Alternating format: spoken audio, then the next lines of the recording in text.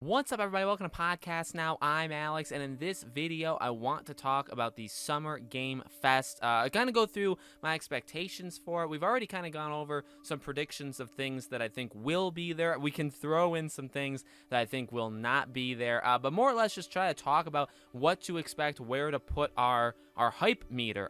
Tomorrow, I actually want to do a fun little thing where I compare this to E3, talk about how I'm actually looking more forward to this than E3. There's your little preview of it right now, but we'll talk more about that in tomorrow's video. We'll also have the face cam and all that kind of stuff. So before we get too far in, if you guys haven't already, make sure you guys are subscribed, bell icon turned on, and make sure you guys follow me over at Twitter, Podcast Now 15. It's in a link in the description below. You can also just look me up over on Twitter. Very important, honestly, to follow me over there, simply because Thursday, tomorrow, right, I am going to be co-streaming Jeff Keighley's Summer Game Fest. I have permission, all that kind of stuff. So if you guys want to watch it live with me, we'll be doing it on this channel, okay? I'll be letting you guys know on Twitter and all that stuff. We'll be doing videos. I'll do a video directly after it. The second channel, I'll be making videos on, all that stuff. So we're going to cover Summer Game Fest quite a bit tomorrow into Friday. And then really it's E3 time, in which we'll be doing E3 stuff. So,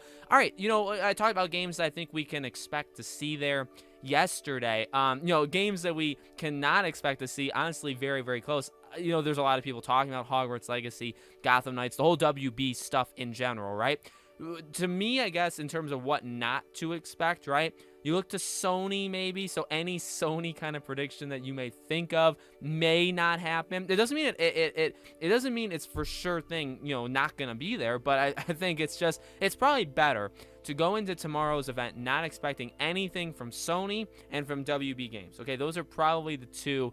Now, would I like to see Lego Star Wars? And do I think that's got a pretty solid chance? Yeah, I honestly do. I really do. But I would say, just for expectation-wise, to go in expecting very little.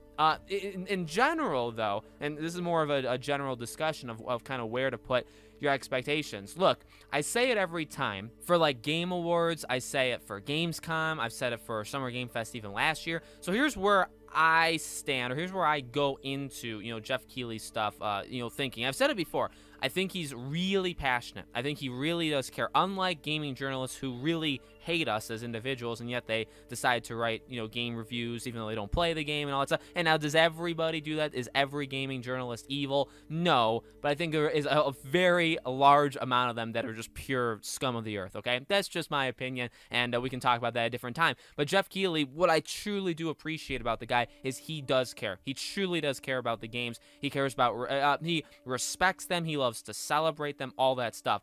I go into these things, especially recently, like last year's Game Awards, even Gamescom last year, this Summer Game Fest, I don't go in with high expectations whatsoever. They are very low, and it's even more funny me saying I think that Summer Game Fest could be bigger than E3, or better, like bigger and better, actually, because I really do believe that, even though I don't even have high expectations for Summer Game Fest. I just think number one, I do think this year's show is going to be better than last year's. I think it's going to be better than the last Game Awards. I think it's going to be better than Gamescom. I truly do believe that. I'm looking you directly in the eye, and I'm telling you, I do believe that.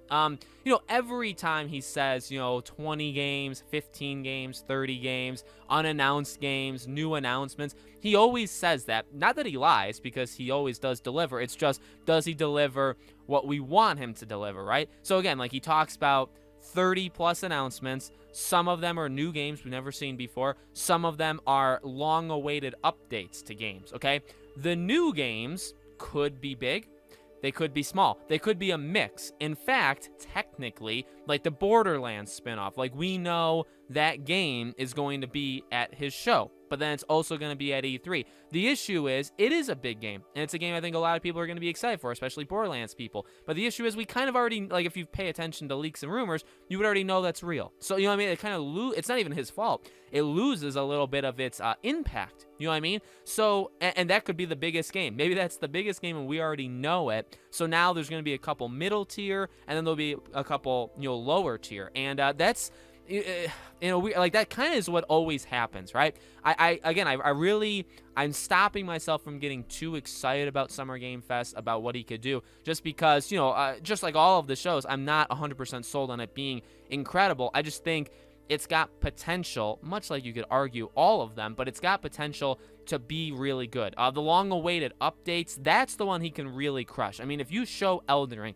if you show like a gameplay thing for Elden Ring, if you show Hogwarts Legacy, like if that's actually there, or Lego Star Wars, or any game that's been known for a while that hasn't had info, right? But it's a game that really catches people's eyes. I mean, he has a chance, Jeff Keighley has a chance to crush it. So that's the weird thing, right? In that way, I'm very excited. I think he's got all the potential in the world, even for the new announcements. One of the things I say, and I really do think it's important, and I get it, not everybody's like me. And I'm not saying that as like, oh, I'm so much better than everybody.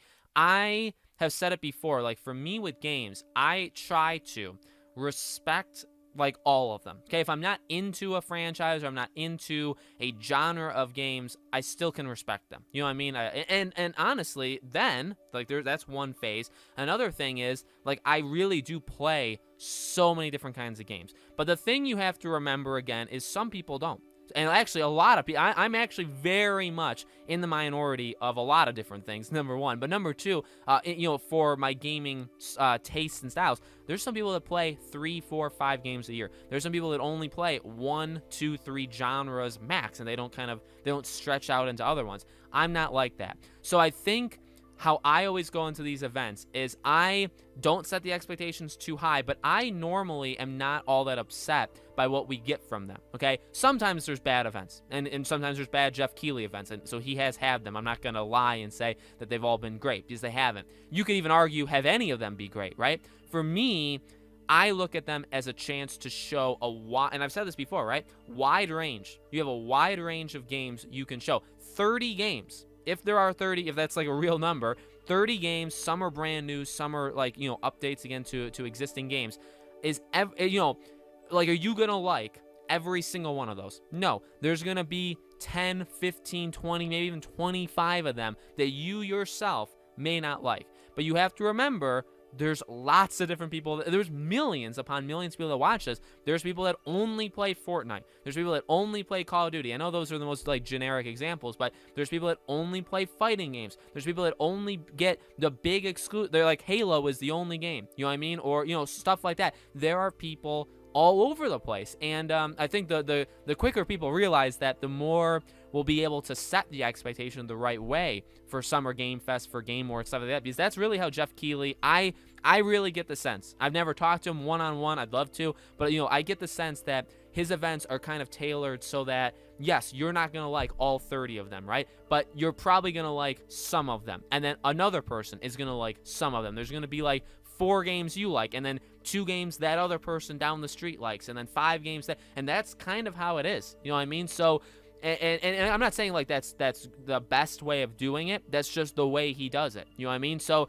I actually kind of appreciate that, and it's partially because I am into a lot of different. Now, there are plenty of games Jeff Keighley shows at these events that I'm flat out not into, but there are a lot that I am, or at least that I'm semi-interested in, where it's like, oh, that's a cool trailer. I may never play that game, but that's a cool premise for a game. I hope people like that game. That's kind of how I do it. Final thing I'll say, and this is an important thing, this is kind of a trick that I've learned, and it's not like a foolproof, like a 100%, accurate thing, but you can normally tell the quality of Jeff Keighley's shows based off the first like 10, 15 minutes. So, and not, again, there has been times, and not even just Jeff Keighley stuff, there has been times where shows open strong, and then it just goes down the gutter. You know what I mean? Where they go strong, and then it just completely falls apart. That does happen. But I've noticed with Jeff Keighley's events, more times than not, he likes to like set a bar and set like a low bar. Like he has 2 different, like a ceiling and a floor, okay? And he stays in that range. So